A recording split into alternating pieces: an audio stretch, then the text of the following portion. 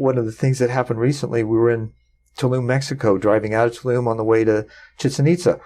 And there were these two signs in English in the middle of Mexico.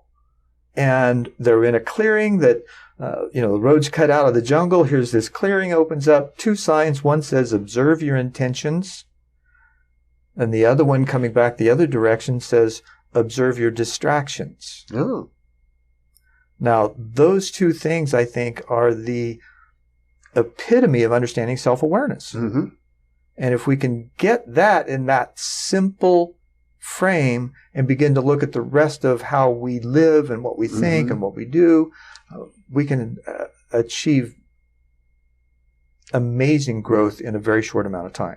Well, you earlier talked about your Christian background, growing up in Indiana, and you mentioned the meditation you had on the nature of the Trinity, which suggested to me that the idea of the electron, proton, and neutron being the Trinity suggests that there's a divine consciousness and effect in every atom.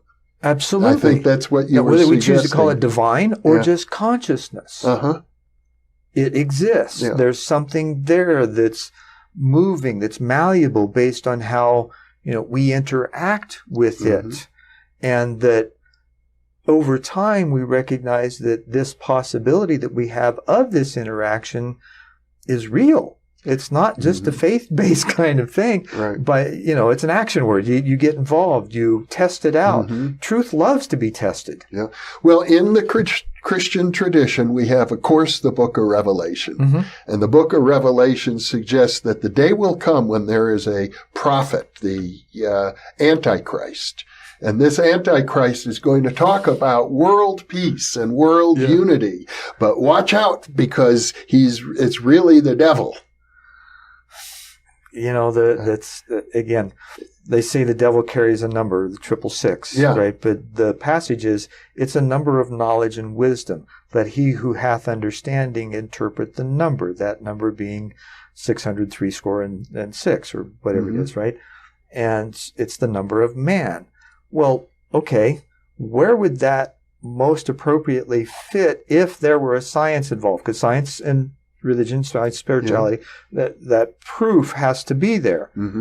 Carbon atom, 6 protons, 6 neutrons, 6 electrons. Yes. How basic could that be? That's our founding. That's the basis of our DNA. It's the number of man.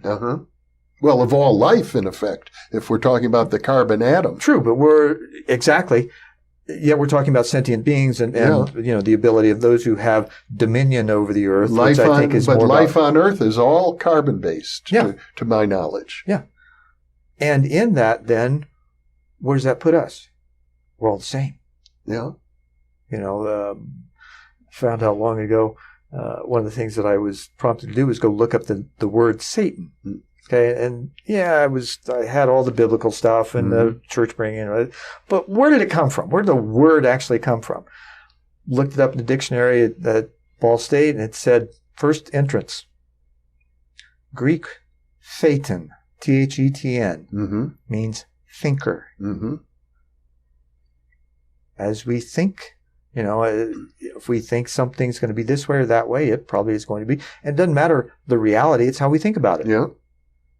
Well, what we think about here, we're talking about two powerful myths in the culture right now. One, the myth of your visionary experience, and a myth that comes out of the UFO movement, as well as many other sources, spiritual sources, that humanity needs to move towards greater unity. And then there's the myth that I think we derive from the book of Revelation and probably other sources as well, which is that we have to be afraid of all of these people who are talking about unity. Sure. And in the process of it, we neglect to really question ourselves.